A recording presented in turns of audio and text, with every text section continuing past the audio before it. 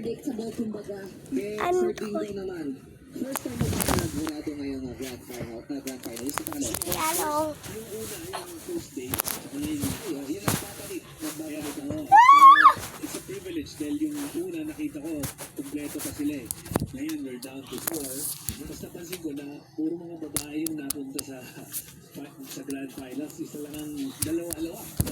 So, I want to see ngayon na mag-step up yung mga boys, diba? So, baka medyo dumami naman ako. Pero, having said that, alam mo, tama yung sabi ninyo, talagang it's so entertaining to watch lahat sila, dahil all of them really deserve to be in the grand finals.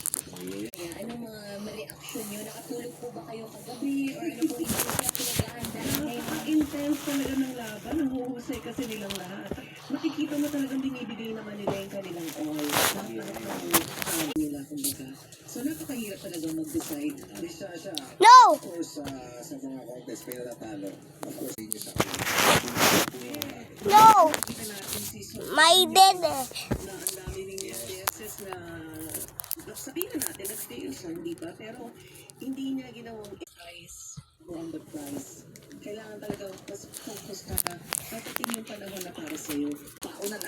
No way! Kamusta kayo pakiramdam? Okay naman ako. Masaya ako. Sobrang na-entertain kami kahapon sa lahat ng performances ng lahat ng kumanta kahapon. Ang gagaling nilang lahat.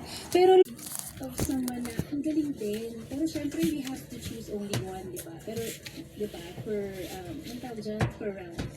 So yun, face off yun. Yun lang yung masakit sa heart. Pero overall, very entertaining and saya. Tsaka ang saya din mag-knock-knock. Ang din today. talaga tayo. Abangan nyo. Eh si Jolens naman. Jolens, ikaw. Oh, nahirapan talaga. No way! No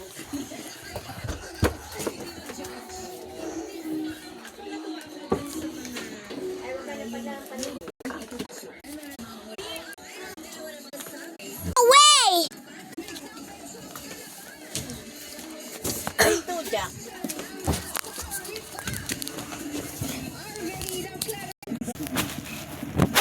Kausapin natin yung dalawang pumasok hapon na parehas. RG, kamusta ang pakiramdam? Tsaka Mary Cam.